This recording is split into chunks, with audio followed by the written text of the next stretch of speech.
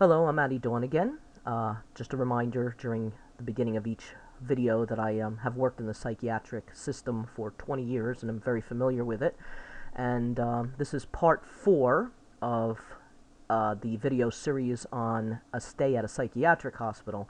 In this particular video, I'd like to discuss restraints and seclusion. That seems to be the scary part for everyone, seems to be what's often portrayed on TV and in some crazy ways. To be honest, restraints and seclusion are not something that the psychiatric staff wants to have to deal with, for a few reasons.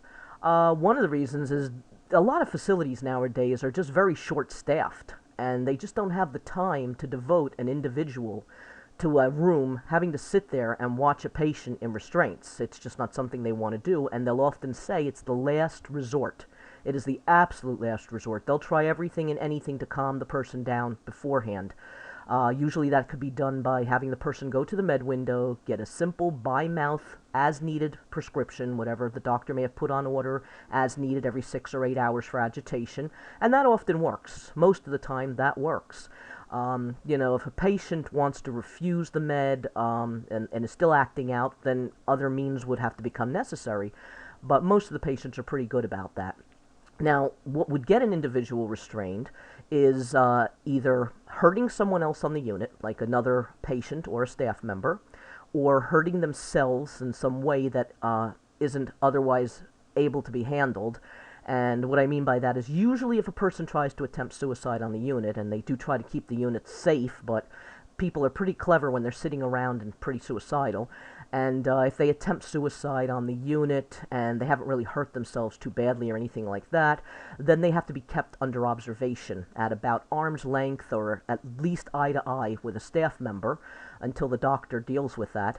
And often what would happen is that patient would have to sleep on the couch in the main lounge near the nurse's desk or the tech's desk overnight to be watched. And so that individual usually wouldn't be restrained. But the people that get restrained are the violent ones, the ones who want to hurt the nurses, want to hurt the staff, hurt other patients, and they don't want to calm down. And at that point, I worked on a women's unit, so usually most of the staff were female and the patients were female, so they would call a code, a special code, and the males would come up from another unit, and they would restrain the person. And basically the person is put on the bed, and restraints are put on the ankles and on the hands. The hands are at their side. A nurse sits in the doorway of the room and watches them the entire time. An order is placed by the doctor, at least this was the policy where I worked, an order was placed by the doctor for a 4-hour restraint, and the patient was allowed at 2 hours. They would be asked, do you need to use the bathroom? If they had to use it sooner, of course, a bedpan was provided, but they'd be asked, do they need to use the bathroom at that point? They'd be allowed to take a hand out of restraints and see if they're still violent. Usually by that time they're not, because they have been medicated. We like to call it the 5-2-1 cocktail: 5 milligrams Haldol, 2 milligrams Ativan, 1 milligram Cogentin by injection, intramuscular. And that usually calmed them down pretty well, or they'd use some Thorazine. That's an older drug. They try to stay away from that. Haldol is too, but these medications really, the older ones, do work for this, and they come in the injectable form. And so after about 2 hours, usually the patient was pretty calm and able to come out of the restraints. As far as seclusion is concerned, that's basically some facilities have a room with a mattress in it where they'll put a person. In this facility, since everyone had their own room, they would just pretty much be told, go to your room, calm down. They may get a PRN med, and then, they get a few minutes to calm down.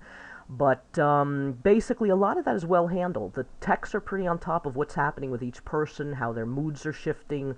They can pretty much tell before anything really starts to happen if some people are arguing down the hallway, or maybe someone with schizophrenia is acting out and hearing voices and yelling and screaming. That happens. But it's really not, at least the unit I worked with, was not like the loony bin. It wasn't like One Flew Over the Cuckoo's Nest. It wasn't crazy. It was a group of women, mostly with depression or postpartum depression, bipolar disorder, and maybe some schizoaffective disorder, some schizophrenia, and they basically got along. Really, pretty much, every so often, some people wouldn't get along and there'd be some yelling, but everybody kind of knew deep down, it's like, don't do anything crazy or you get restrained, so that was always in the back of their mind. and that pretty much controlled people in that regard. And I should mention that, you know, they're not out to control you. I did hear a man on here say something about control. There goes my cat. I heard him say, you know, they try to control you, and it is a control situation. Let's face it, there's always power plays. I was always aware of that when I worked there. There's always a power play. Anything you can try to get some power with, because you do feel powerless in a situation where you're locked in and you have people watching you all day. And so you might argue over, I want that pencil. I mean, that becomes a power play. Or I want my PRN med. That becomes a power play. And staff knows how to deal with that. You know, like I said, most of the staff really likes what they do, and they're good at what they do. And so that's pretty much the whole thing about restraints and seclusion. It's like they'll try to keep you in as little as they have to. They'll try to get medication so you can calm down very quickly. And they want the incident over with. They don't want to have to, you know, it's not a pretty sight trying to have to restrain somebody who's resisting. So that's pretty much how it worked. And some facilities still seclude and restrain a whole lot more than others. The one I worked with was very good about that. I had worked in another one where I saw a whole lot more restraint and seclusion, also because they had children, and the children tended to be very resistant. But they were handled very well. So I will go on to a next video now where I will talk about the actual staff on the unit.